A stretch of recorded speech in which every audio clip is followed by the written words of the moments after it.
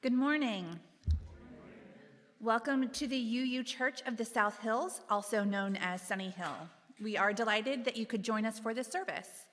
Our mission at Sunnyhill is to create a more just and compassionate community within and beyond our walls. My name is Roxy Mountjoy, and I serve as a worship associate for this congregation. If you're a newcomer or a visitor to our congregation, please go to sunnyhill.org and click on the button that says New to Sunnyhill to receive more information about our congregation and to receive our weekly email newsletter. Also, if you'd like to be greeted as a newcomer after the service, please take a red mug and members will seek you out to make sure that you are welcomed. If you're joining us online today, please say hello or good morning in the comments or on Facebook or YouTube. We'd like to hear from you and extend a welcome to you as well. For those of you who are here in person, a gentle reminder, please silence your cell phones or other electronic devices if you still have beepers, those too, so that we can enjoy this service uninterrupted by buzzing or ringing. If you have a restless infant or toddler with you today and need a place to take a break outside the sanctuary, we have an infant care room back in the corner that you can access from the hallway where you can still see and hear the service. And now we are going to have a brief announcement about the upcoming coffee house.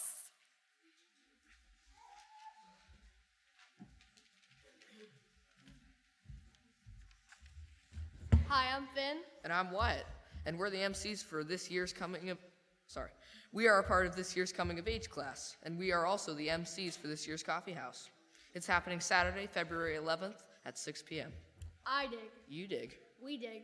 He dig. She dig. They dig. It's not a beautiful poem, but it's very deep. We're not poets, but you might be, so come show us. We're looking for musicians, poets, comedians, magicians, and anybody else who wants to perform. So please sign up at the table in the fellowship hall after the service. Thank you.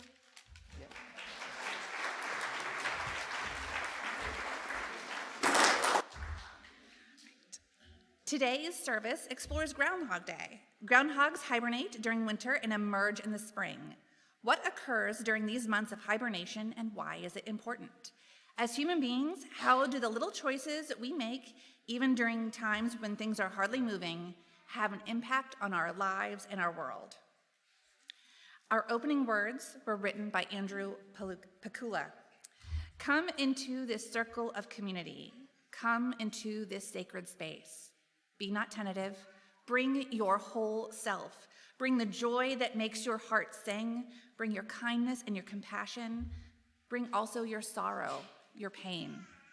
Bring your brokenness and your disappointments. May we recognize the spark of the divine that resides within each of us. May we know the joy of wholeness. May we know the joy of being together. Please join me in saying the words to light our chalice. We light this chalice to kindle a flame of warmth as a reminder of the connection that draws us in to a community that opens us up.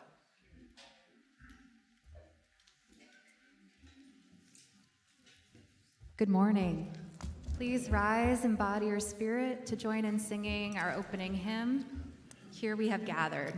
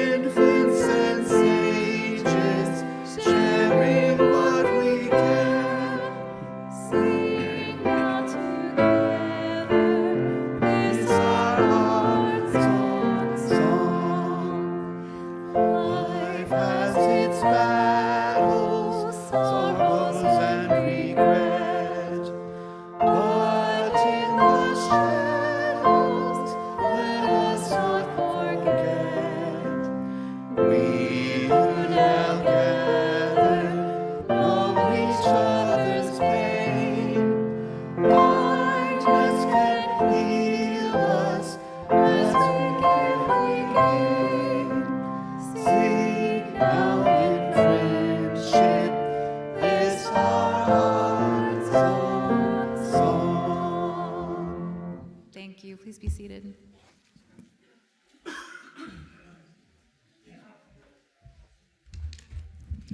Good morning. Before our time for all ages, I have a brief announcement about the return of Mystery Friends. It's been quite some time since we've been able to offer the Mystery Friends program, which brings together our kiddos in RE and the big kids in our congregation, you all. So what it is a communication event where adults and kids get to know each other through writing notes or riddles or little jokes to each other when they're here on Sunday mornings. And then after a couple of weeks, you get to learn who your friend is by our grand mystery friend reveal party.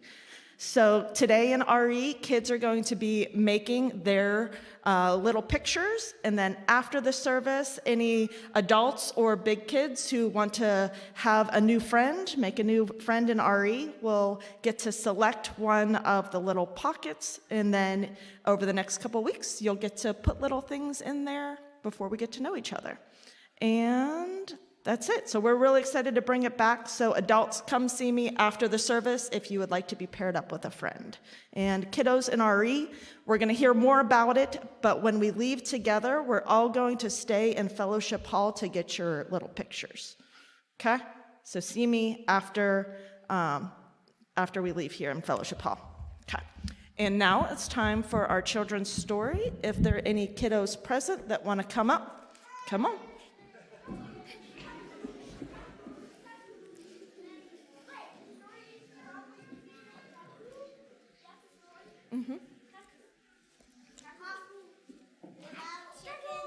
It's not about a chicken, but you're kind of close.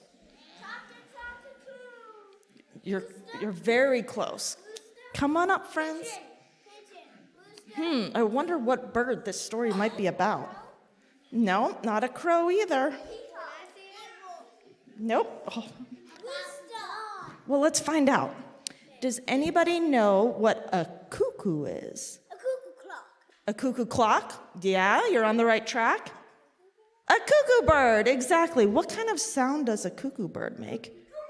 Cuckoo, cuckoo. Congregation, do you know what the sound a cuckoo bird makes? Can I hear it?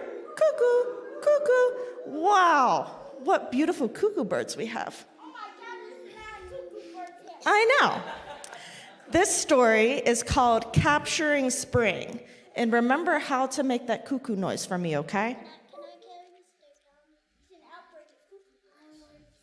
I'm going to hold it. You can, maybe after you can have it. Okay, so friends, our story today is called Capturing Spring, and it dates back to the 13th century in England. It tells the story of the wise men of Gotham, who you will learn are probably not so wise after all. It was a deep and dark winter, and just like the rest of us, the men of Gotham looked forward to the turning of the year and the warmer and brighter days ahead. Springtime, ruminated one. What could be better? I love the greening of the leaves and the singing of the birds. Everyone is so hopeful and happy. If only, mused another, it could be spring all year. As they chewed on that wish, one and then another had a question to ask. What is it that brings on the spring? The others replied in unison, the cuckoo. What is it that wakes the sun? The others replied in unison. What do you think they said? Cuckoo. The cuckoo. What is it that wakes the sun? The others replied in unison. The cuckoo. What is it that urges the leaves to unfurl and the flowers to bloom? The others replied in unison. Cuckoo. Almost in unison, the fools of Gotham exclaimed, if only we could trap the cuckoo, we could have spring all year. And then they hatched a plan to do just that, to capture the cuckoo. They knew that the cuckoo loved to hide in thick bush. And so they planned and planted and pruned until they had the perfect circle of bush, round as a compass, with the branches stretched up like the bars on a birdcage. Come spring, it wasn't hard to lure the cuckoo inside the birdcage bush. Once there, the men of Gotham promised the bird, sing here all year, and you will always have ripe bananas to eat and fresh water to drink. With these words, the cuckoo realized that they were trying to cage her. She, who'd once been so happy to sing for them, would sing no more. She, who they thought was caged, could see an escape route overhead. She cried out, cuckoo. Good job, cuckoo, cuckoo, and off she flew. The fools of Gotham were so sad. If only we'd made the walls higher. Do you think they could have captured the spring if they caged that poor bird? No. No. The cuckoo does not actually bring the spring. Just like when we see the groundhog shadow in a few days, or not, it probably does not accurately predict a short winter.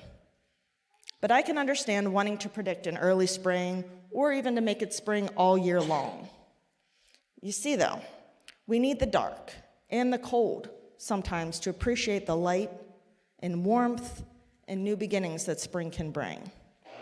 The wise men of Gotham may have went about it the wrong way, but I don't think that they were foolish for trying. And with that, we will head to RE, but remember, fellowship Paul first. Let's go.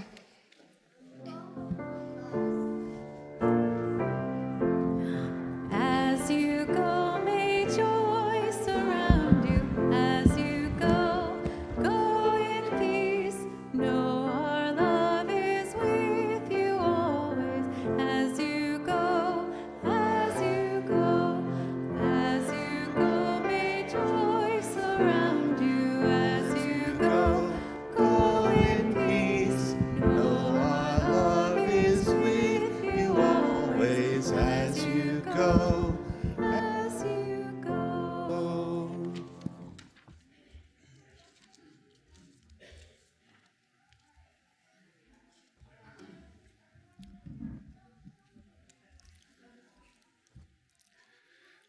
Most of you have either seen or heard about the video that was released 2 days ago showing the brutal and fatal beating of Tyree Nichols by police in Memphis. The video and everything surrounding its release has been disturbing, to say the least. In the words of newspaper columnist Charles Blow, it was horrific as promised, but unfortunately, not singularly so. It was instead yet another data point in a long line of videos showing the torturing of black bodies by police.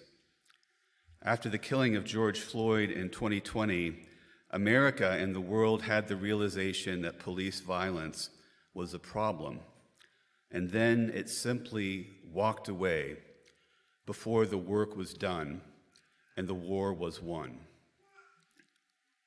Too many liberal politicians, Blow says, showed us that their commitment to legislation and even language to protect black lives from police violence was polling dependent, not rooted in moral rectitude or core values, but governed by their ideas' public appeal.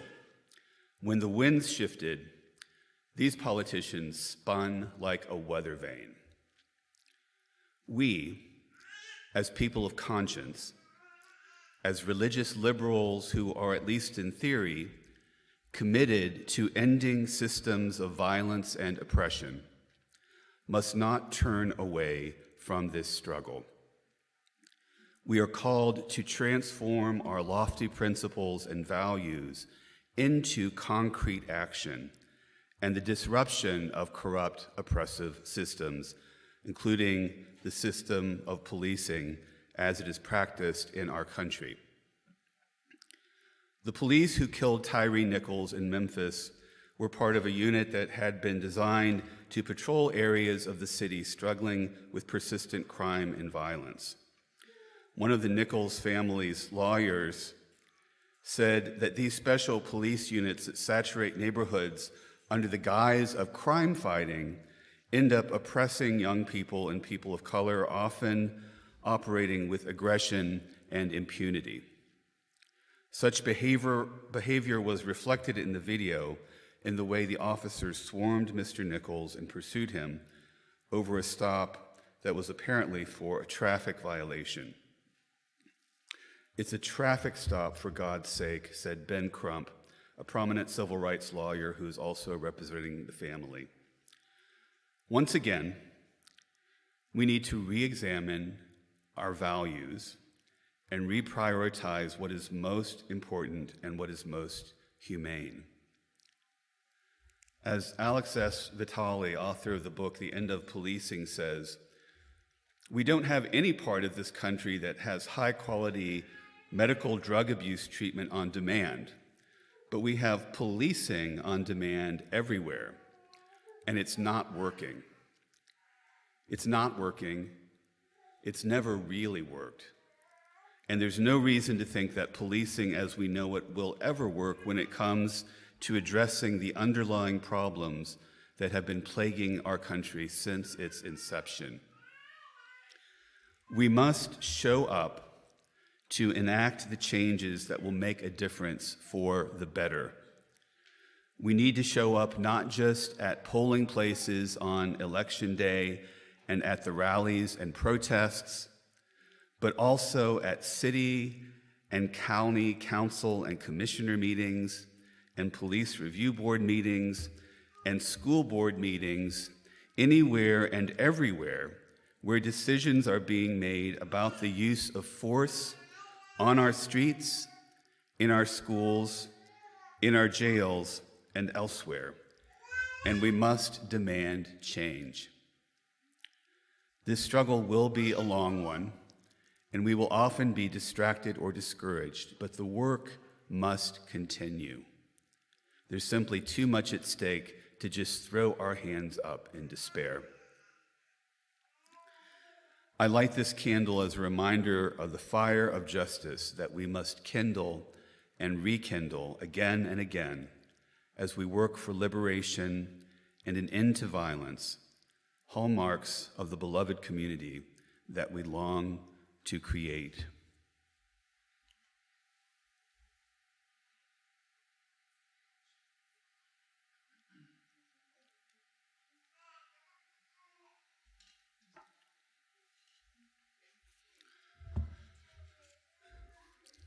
The work of the poet Langston Hughes found its way into many 20th and 21st century political and social movements. Hughes famously wrote, "There's never been equality for me, nor freedom in this homeland of the free." Commenting on this line, the poet Claudia Rankine says, "For a person of color in America, there is no greater time than a hopeful future. There are no good old golden days of yore." I don't do nostalgia, Rankin continues. I don't long for anything before because life becomes more dangerous for me the further I go back in time. And so it seems that dreams of a hopeful future have long held a place of prominence in Black American culture and imagination.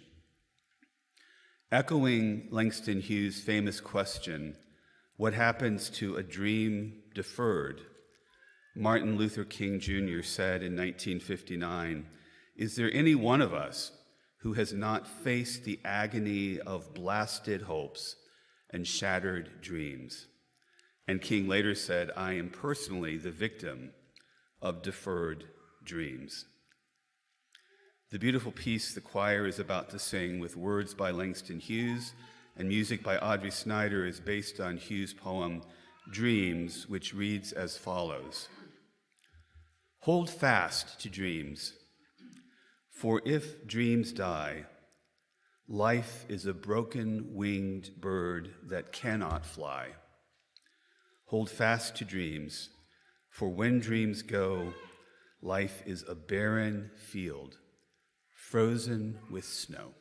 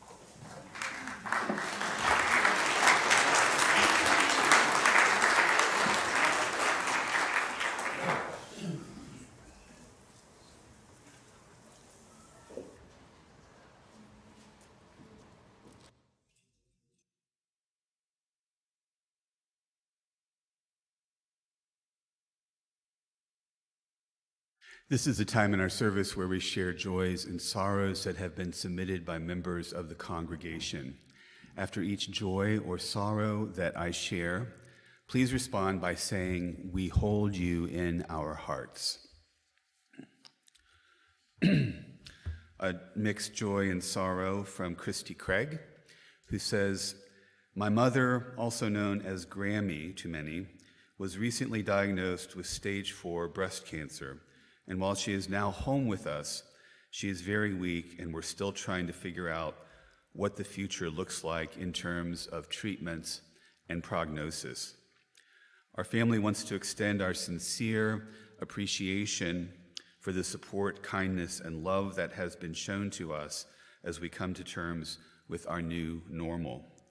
Meals, special treats for Grammy, electrical troubleshooting, and check-ins on us from our Sunnyhill friends and caring committee have made the past 2 weeks much more bearable and less overwhelming. To Christy, her mother, and the entire Craig family, we hold you in our hearts." Another mixed joy and sorrow, this one from Krista Stanley. Krista says, "After over a year of medical issues with lots of scans, tests, and procedures, searching for a cause of my symptoms, I'm pleased to share I'll be having adrenal gland surgery on March 17th. Hopefully, the luck of the Irish supports a smooth surgery. Recovery will be 4 to 6 weeks.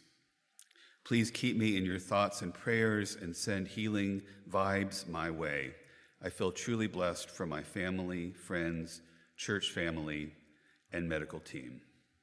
To Krista and her family, we hold you in our hearts. A sorrow submitted by Tanya Chitani.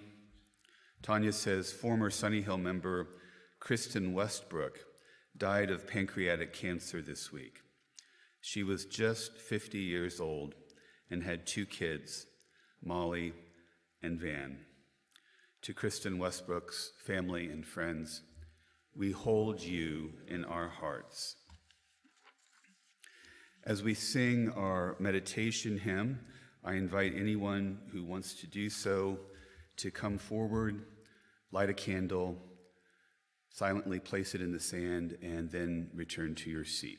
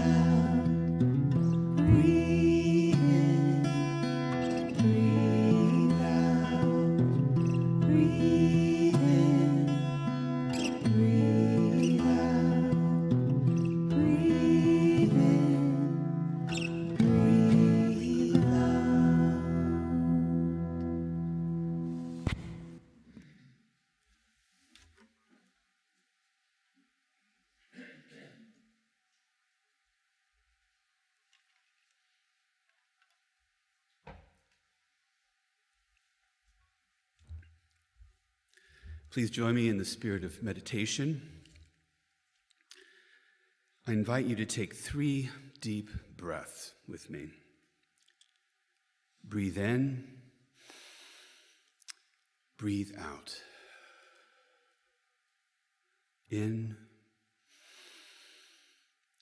out, and once more, in and out. And continue to breathe as I share these words. Breathing is something we tend to take for granted. We enter a room and breathe in.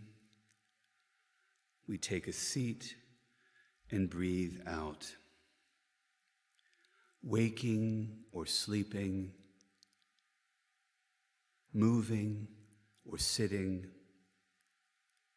our breath continues, taking in oxygen moving it to every part of our bodies, sustaining our lives.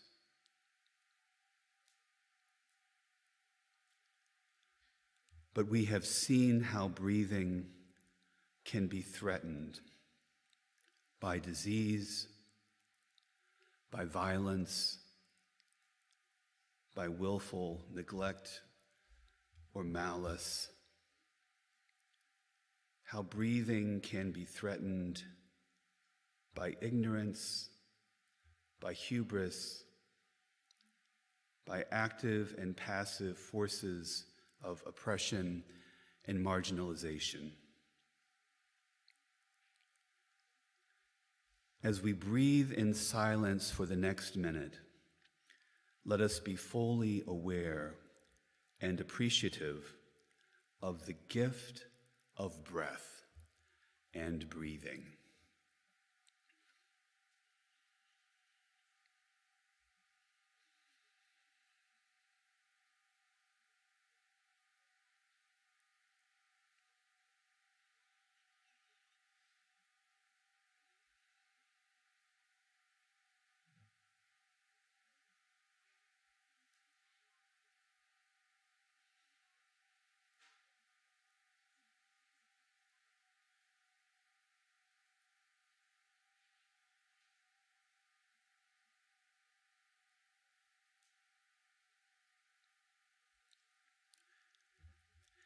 May we practice gratitude with each breath we take. May we appreciate and tend to our own breathing. And may we work to ensure that everyone has the right to breathe. Amen.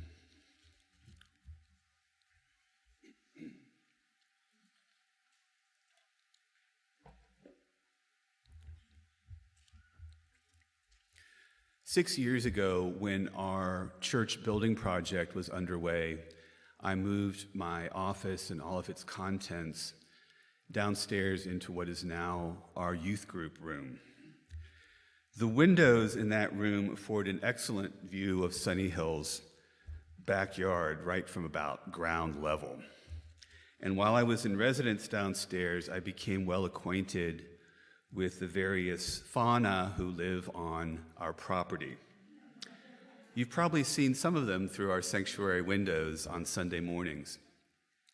Anyone who spends much time on our grounds witnesses a somewhat surprising array of wildlife that includes dozens of squirrels, at least one hawk that sometimes hunts the squirrels, lots of deer, including one who tragically died after its antlers became entangled in our fence last year, raccoons, possums, cardinals, robins, blue jays, along with many other birds, and groundhogs, the subject of my sermon today. Our Sunnyhill groundhogs, I'm pleased to report, are big, healthy, robust groundhogs. And from the basement windows, you can see just how big they are. Enormous, waddling, furry creatures who act as if they own the place. And as members of the interdependent web of all existence, perhaps they do have just as much claim to the land as do you and I.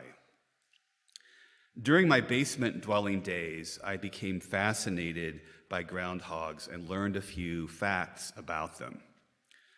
Groundhogs are loners. They really only come together to mate in the spring, and even their offspring set off pretty much as soon as they are weaned. Groundhogs live in burrows that range in size from 8 feet to more than 60 feet in length. Each burrow is separated into several rooms, including a bathroom, though not, I think, with plumbing. These burrows often have several levels, the deepest of which is for sleeping, and the shallowest serves as more or less a summer home. Their species name is Marmota monax, making them one of 14 species of marmots, basically very large rodents or ground squirrels. They can be found throughout much of North America, as far south as northern Alabama, and as far north as northern Canada and even Alaska. Groundhogs, I think it's fair to say, are not adored by farmers and gardeners, as they love to feast on vegetables and they view our vegetable gardens as their own personal salad bars. And not only will they happily eat the fruits of your labor, but they are also selective in what they choose to eat. So they will eat your very best lettuce and cabbages and tomatoes. But groundhogs are perhaps best known for their cycles of hibernation. While there are other mammals that hibernate, groundhogs are perhaps the champions at taking long, very long naps.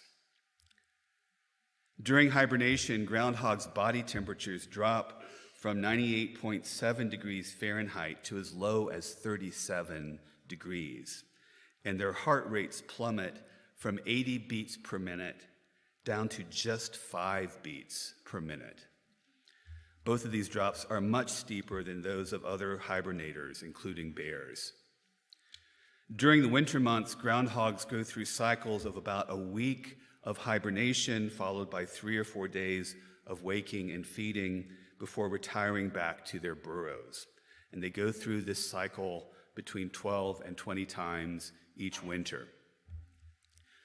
When they do finally come out of hibernation for the season, they do so to mate, and their timing has to be just right.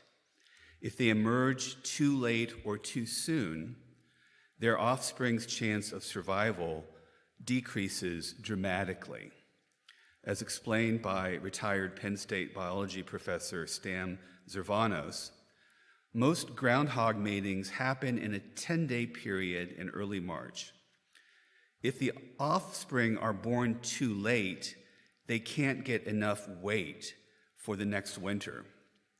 And if they're born too early, the female doesn't have enough food to feed them.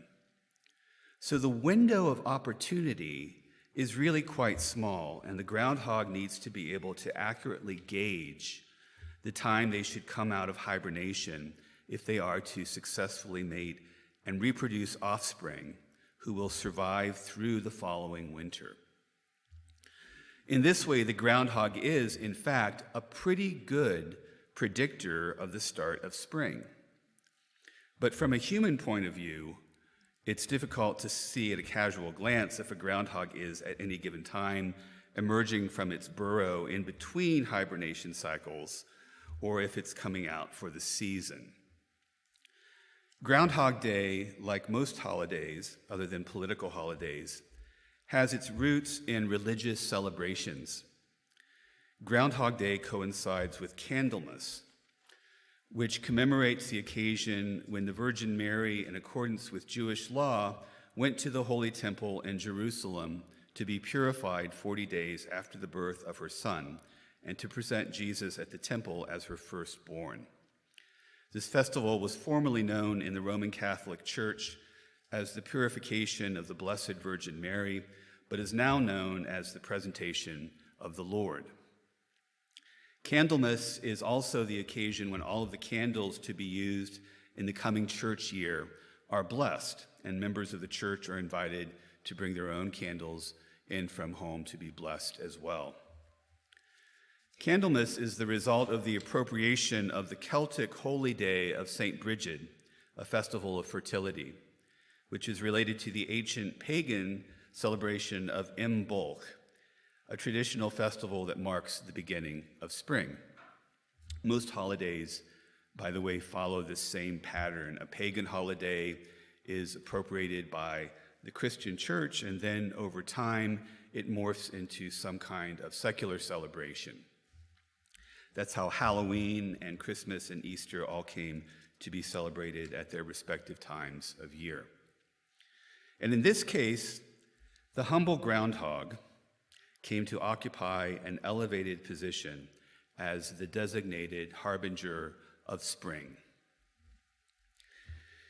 It seems to me that we are going through something like a collective Groundhog Day, still experiencing fuzzy-headedness and torpor as the result of the pandemic shutdown, and in many cases as the result of the fatigue related to the disease itself and everything surrounding it.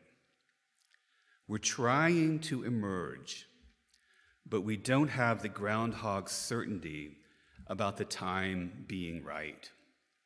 We're trying to emerge, but we don't have the innate ability to lean into our instincts as groundhogs do in order to survive.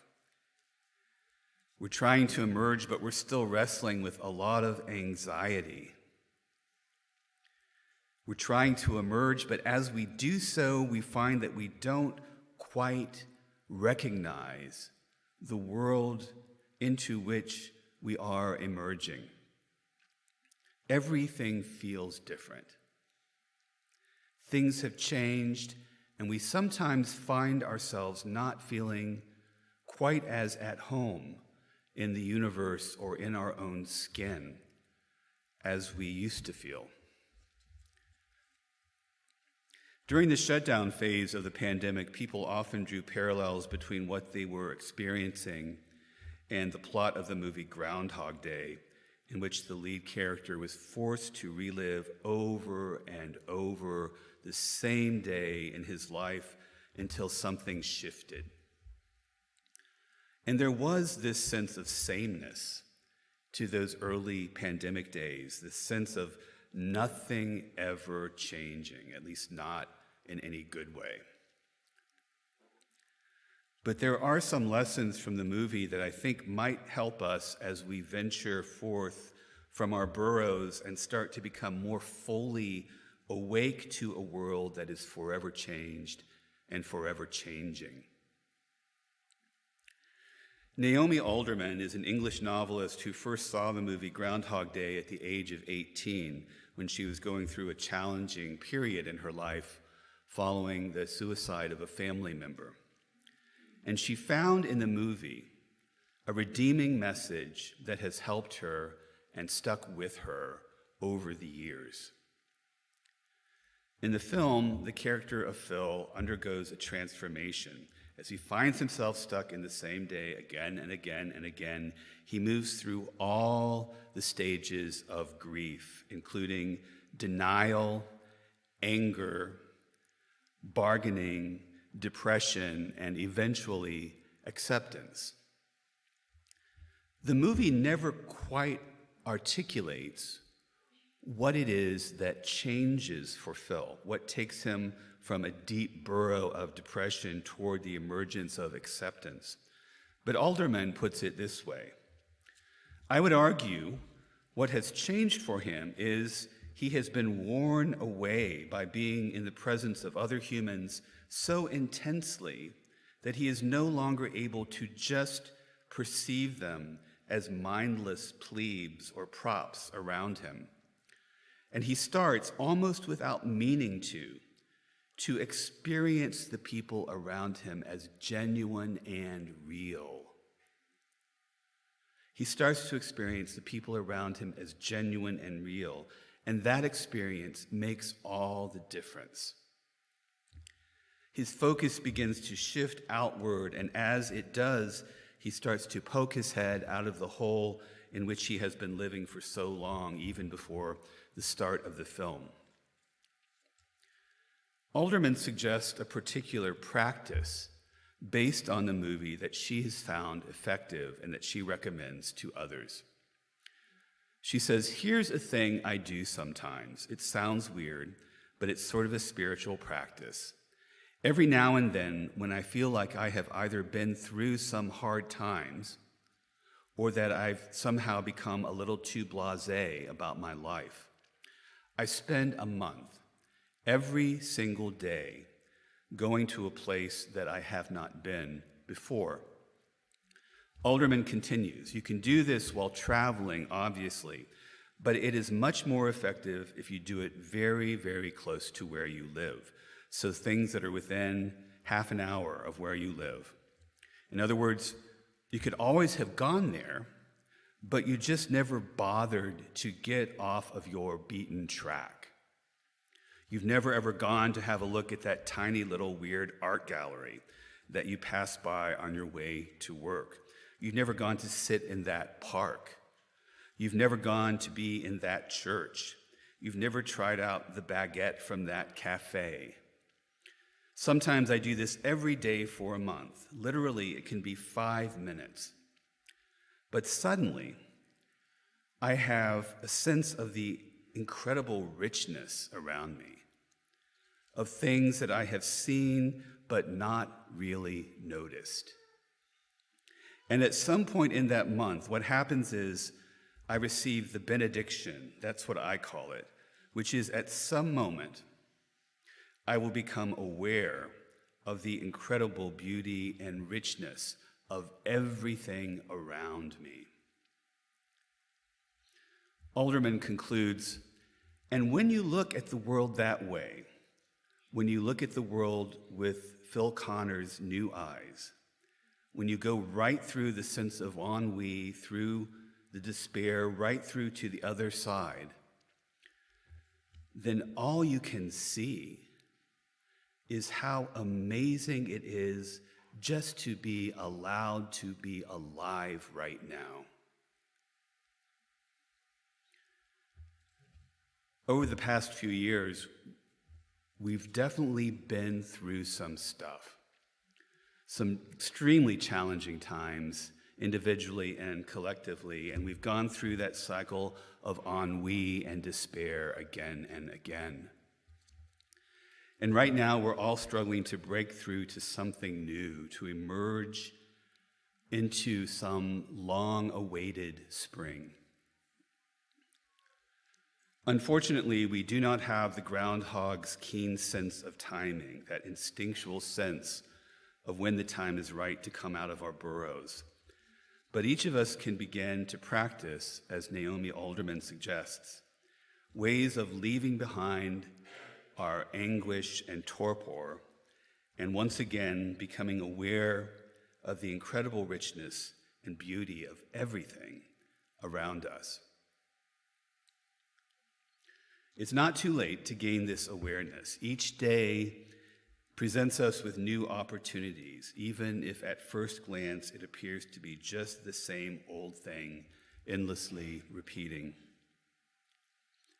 In a poem titled Still Time, T. Michael Rock writes, "A day begins like other days, a breath in the lungs, a squint at the clock to assess the time, cold feet into warm slippers, awake again. Still time, breathe again. Maybe a prayer, a wonder about the day, expectations left over from other days.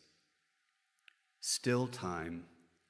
The sun hasn't yet crested the horizon. The day's story has not been written yet.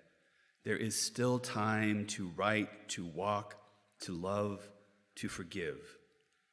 Still time to grow, to listen. Still time to examine my shadow.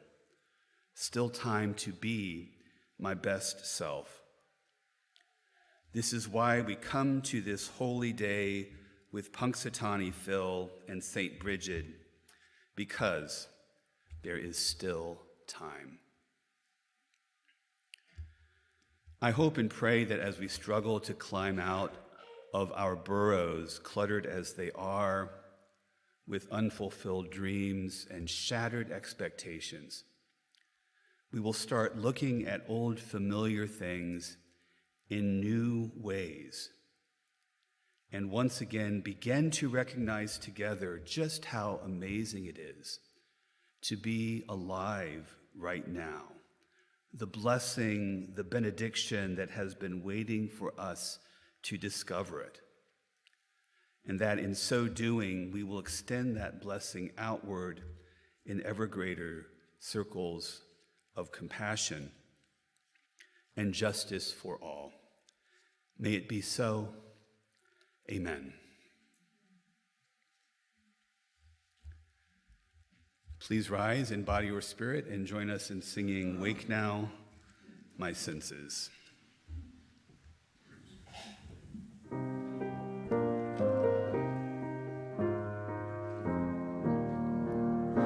Wake now, my senses, and hear the earth call.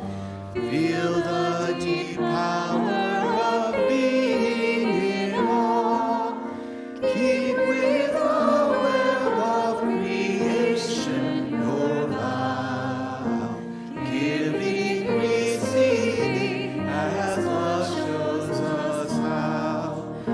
Wake now, come. Reach out to the new. Join with each pilgrim who quests for the true.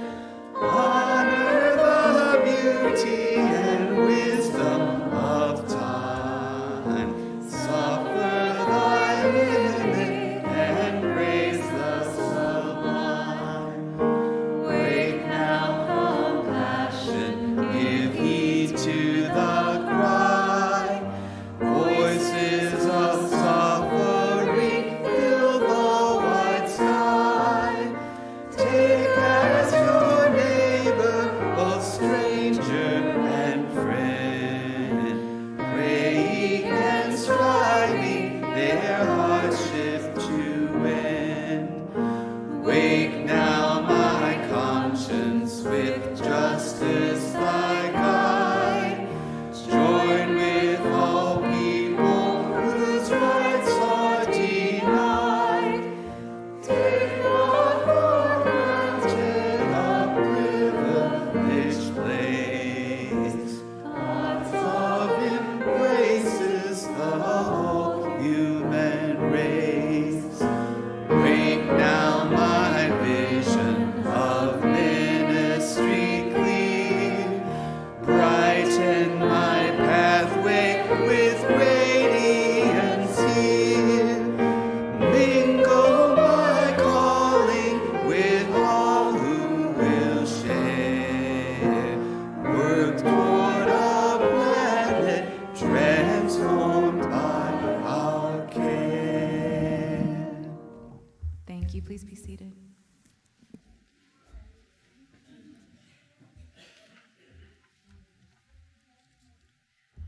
It is time for our morning offering.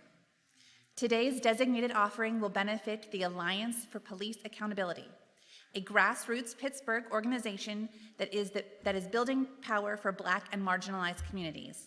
Through advocacy, education, policy, and community participation, the APA is dismantling an unfair and unjust systems to create a safer community for us all. If you'd like to make a gift via our online giving system, you can do so by going to sunnyhill.org and click on the button that says Online Giving, and then follow the instructions. Or you can give by text at 412-324-3130. For those of you who are with us here in person, we'll be passing our offering baskets in just a moment.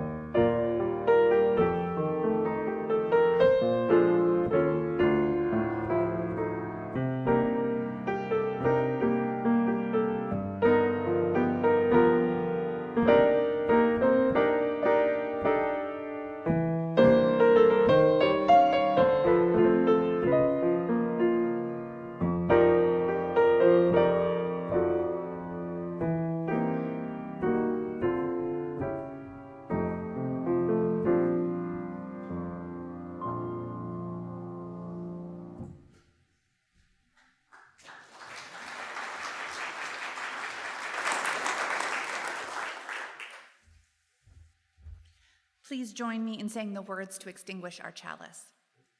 We extinguish this flame, but not the light of truth, the warmth of community, or the fire of commitment.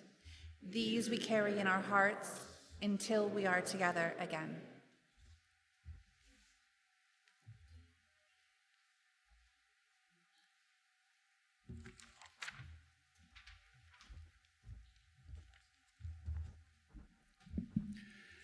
When I say go in peace, I don't mean go in mindless oblivion. When I say go in peace, I don't mean go without challenging yourself or others. When I say go in peace, I don't mean go in utter ease and comfort. When I say go in peace, I mean go in peace seeking justice. I mean go in peace committed to equal rights and opportunities for all. When I say go in peace, I mean go in the peace that is created when together we build communities of true solidarity, deep compassion, and fierce, unrelenting love. Go in peace.